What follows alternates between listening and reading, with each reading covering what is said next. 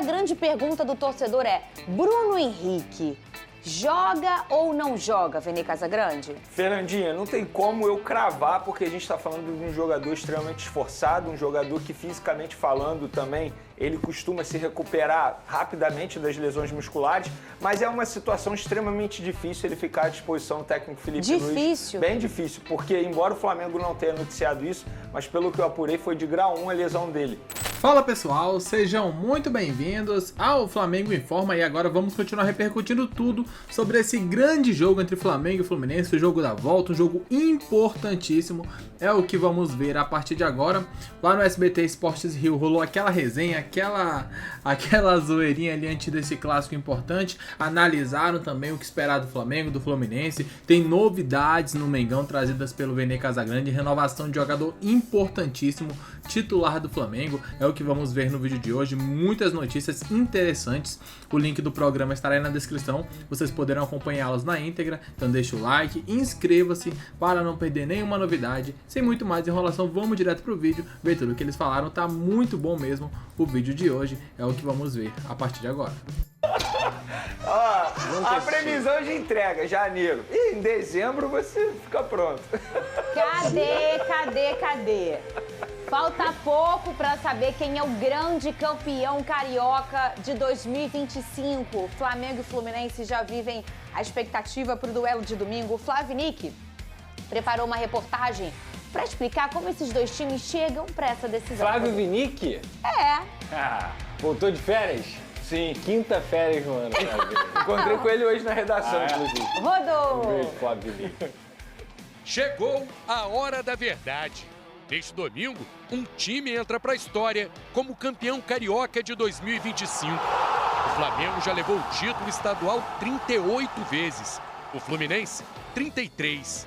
O time tricolor fez uma campanha de recuperação para chegar à final. A equipe demorou para engrenar, com muitos garotos, tropeçou nos 3 primeiros jogos contra times de menor investimento. A primeira vitória só veio sobre a Portuguesa na 4ª rodada. Só que na sequência foram mais 3 partidas sem vencer.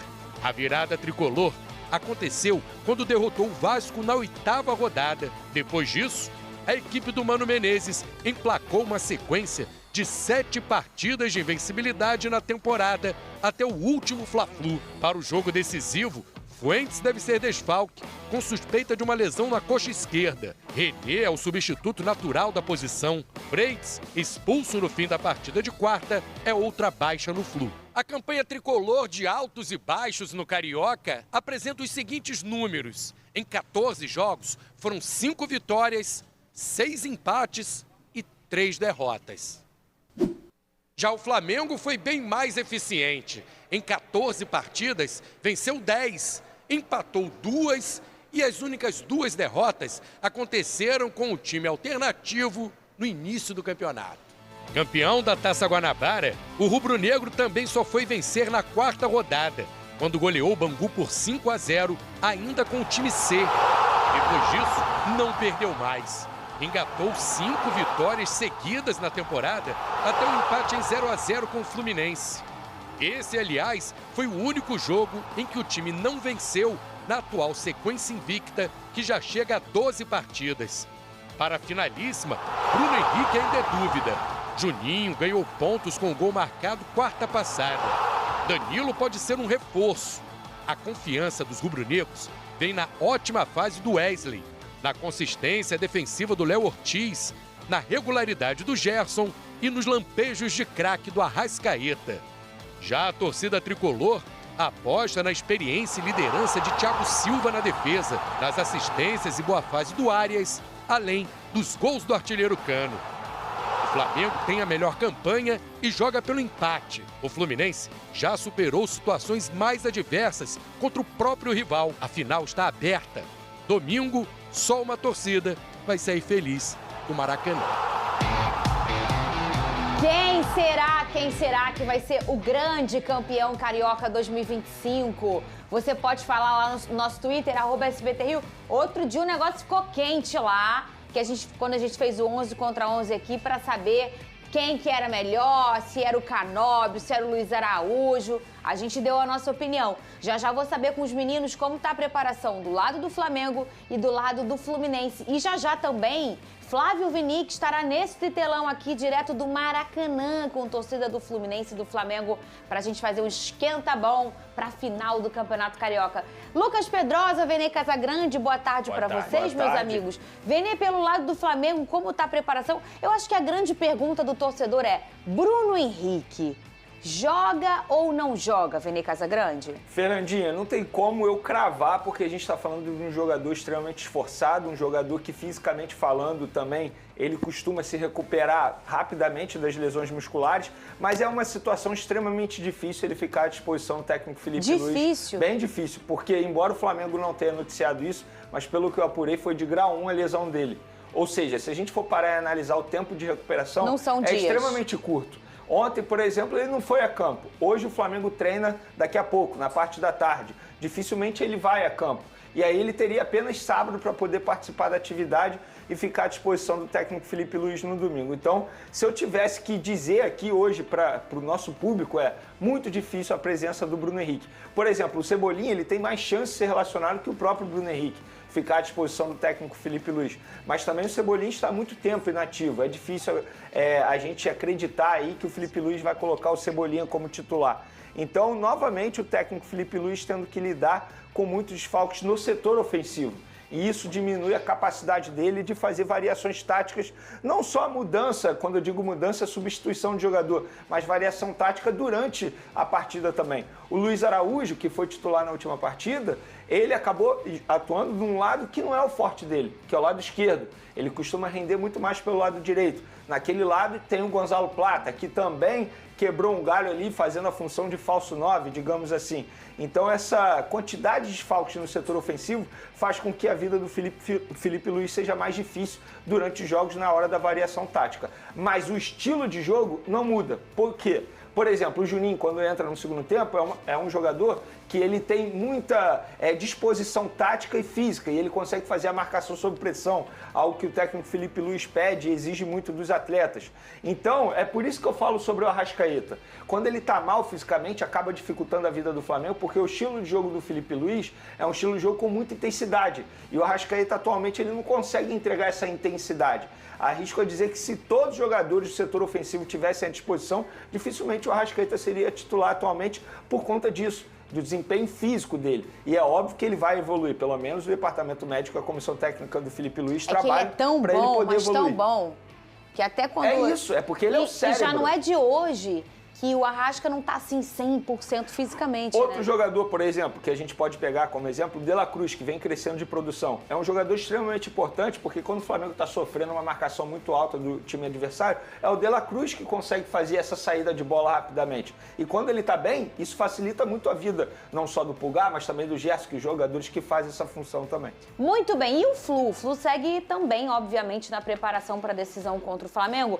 O time não vai poder contar, ô Pedrosa, com o Fuentes, né, com a lesão na coxa, e o Freitas, que foi expulso no fim da partida. A gente até comentou por aqui, demos nossa opinião sobre essa expulsão ontem. Domingo a equipe vai ter que reverter o placar para ficar com o título, e que isso aí só aconteceu uma vez na história.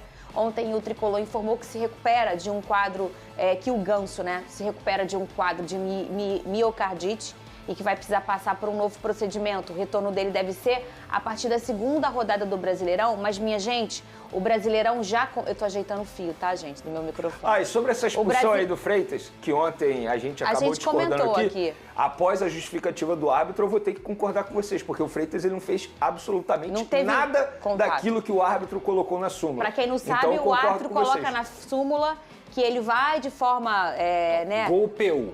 Mas ele fala, ele vai pra cima do jogador, aponta o dedo, né? Até e golpeou com o braço. O que não teve. Aí é o erro do e não árbitro. teve isso. A gente viu nas imagens que não teve. Agora, o Fuentes, você elogiou ele, né, ô Pedrosa?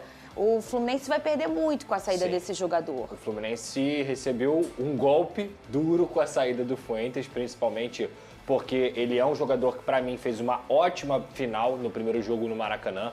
Não só participando com assistência para o gol do Keno no segundo tempo, mas também fazendo as jogadas mais importantes, O Wesley, que é um jogador que conseguiu fazer o gol também, é um atleta que não teve, na minha visão, um desempenho tão excelente, tão bom como ele vinha tendo antes. E isso por quê? Não porque ele conseguiu ser marcado pelo Fuentes, mas porque ele teve mais preocupação com o Fuentes naquele lado. O Fuentes, ele dá preocupações ao Wesley, defensivas principalmente, e o Fuentes foi bem na minha visão. Então, assim, quem vai jogar é o René. O Fluminense perde ofensivamente e, teoricamente, perde também defensivamente, porque o Wesley vai ter menos obrigações defensivas e vai estar livre para poder jogar. O René é um jogador ruim, Pedrosa? Eu não acho isso, não acho o René um jogador ruim. Mas eu acho que, em relação ao Fuentes hoje, cai muito de rendimento para o Fluminense e acaba prejudicando também o setor ofensivo. Então, para mim, um golpe duro para o Mano Menezes. E eu vou chocar algumas pessoas agora, hein? O René, que não é o René, por 2 motivos. Primeiro, porque ele não joga no Fluminense. Esse aqui, ó, tá? Ele não joga no Fluminense. E segundo, gente, vocês não estão preparados. Eu vou chegar na 3, não dá pra chegar na 3? Lá vem. O nome dele não é René. René. É Vene. Vene Casagrande, tá? Não é René. Inclusive, o Fernandinha, pegando Tá. o gancho, um abraço pro rapaz que trabalha no Sedex, que hoje passou por mim. Ah, eu tava de bicicleta e ele falou: Ô Renê, você tá atrasado? Eu falei: aqui é igual Sedex, chega sempre a tempo. Fica Eu tranquilo. não sei se você faz, mas quando falam, Fernanda, manda um beijo pro Renê, eu não conserto. Não, Eu vou. Nunca Tu conserta? Nunca. Eu vou, mas é grande o povo que chama ele de Renê. Não é René. Nem eu conserto mais, É, ué. você não conserta mais, né? Eu também não ia consertar. Sabe o que o povo me chama muito? Ô, Renatinha. Aí eu deixo. Aí eu deixo. Tem um guardador de carro lá da minha dentista. Ele é fogão, usa boné do fogão. E ele assiste a gente, um beijo pra ele. Ele só me chama de Renatinha. Aí outro dia eu estacionei com meu marido, aí ele aí, Renatinha, oi querido, tudo bem? Tá sumida, aí desci. Aí ele, me chamou de Renatinha, você não consertou? Ah, eu não conserto mais. É Olha isso, aí, enquete do SBT Sport Rio, quem vai levar a taça do Cariocão? Flamengo ou Fluminense? Vota lá. Ô, Caroline Muniz, pega na minha carteira um papel que eu tenho que mandar um beijo pro povo do estacionamento lá de Copacabana, que inclusive vê direto você lá passando, hein, lá Lucas? passando E adora a gente. É, tá me Tá? vigiando. Por favor, Exatamente. Caroline, tá dentro da minha carteira um papel, vou mandar um beijo. Deixa meu copo. O Kaique, É seu. drone nosso. Ah, é isso. vamos lá. Vamos lá. Ontem o empresário do Pulgar chegou ao Galeão aqui do Rio de Janeiro, aeroporto internacional, pegou um Uber, foi direto ao Ninho do Urubu e teve o primeiro encontro com o José Boto. Só que o José Boto não pôde recebê-lo da maneira que gostaria, porque ele já tinha outras reuniões. E aí eles marcaram uma reunião para hoje pela manhã. E nessa reunião eles chegaram, enfim, ao acordo final. O que aconteceu, Fernandinha? O primeiro acordo era até dezembro de 2028, no novo contrato. Mas eles tinham que chegar a um acordo em relação à multa rescisória. Os empresários pediam um valor, o Flamengo pedia outro. E para chegar a um acordo em relação à multa rescisória, diminuiu o tempo de contrato. E agora vai até 2027 o novo vínculo dele. A multa rescisória vai ser 7 milhões de dólares, só que essa multa rescisória só passa a valer a partir do meio de 2026. Ou seja, se o Pulgar quiser sair até lá, o Flamengo terá que ser consultado, terá que ter uma negociação. E, no meio de 2026, se chegar um clube interessado em Pulgar e quiser pagar a multa rescisória de 7 milhões de dólares, pega e leva o jogador. Mas aí, eu considero uma renovação extremamente boa. Se a gente for parar e analisar, Vene? Pulgar já tem 31 anos. E ele estava muito próximo de sair. Ainda tem isso. Ele estava muito perto de sair, ele gostaria de sair. E aí o Flamengo conseguiu reverter essa situação. Ele já tem 31 anos. Vamos parar e analisar que no meio de 2026 chegue um clube e pague 7 milhões de dólares. Até lá, muita coisa pode acontecer, inclusive o Pulgar cair de rendimento. E você acha que algum clube pode chegar aqui e pagar 7 milhões de dólares num jogador de quase 34 anos? Se fizer isso, seria uma baita negociação para o Flamengo.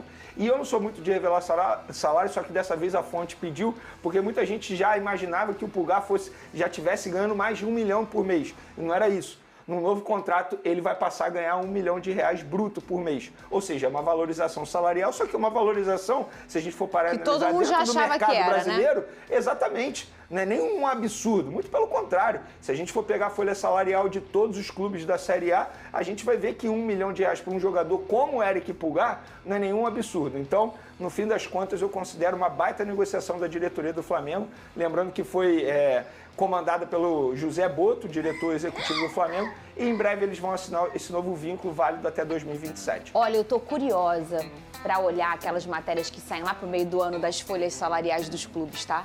Que teve um aumento aí do padrão muito alto nos últimos 2 anos.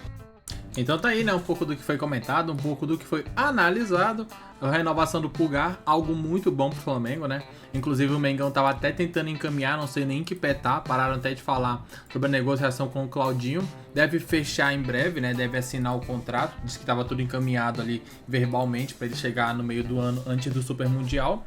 E muito também dessa agilidade, né? Alguns falavam que era por causa que o Pulgar queria sair. Mas o Pulgar ficando e o Claudinho chegando, o Jorginho chegando, a negociação com o Jorginho no meio do ano, Claudinho, esse aí eu não quero nem falar nele, que ficou ali rodeando o Flamengo, tal, fechando o contrato, mas acabou não vindo, deu até Palmeiras também, mesma coisa, né? Ficou bravo ali a Leila, já que o Claudinho tinha acertado praticamente a vinda e em cima da hora deu pra trás, assim como fez com o Mengão, mas isso não vem ao caso. O que vem ao caso é a renovação excelente do Pulgar. Tem a situação do Jorginho, que pode chegar no meio do ano, e o Flamengo já se prepara para enfrentar o Fluminense. Diz o que você pensa, comente abaixo, deixa o like, inscreva-se, assim você ficará por dentro de tudo que rola com o mais querido do Brasil. Muito obrigado a todos, daqui a pouco voltaremos. Valeu!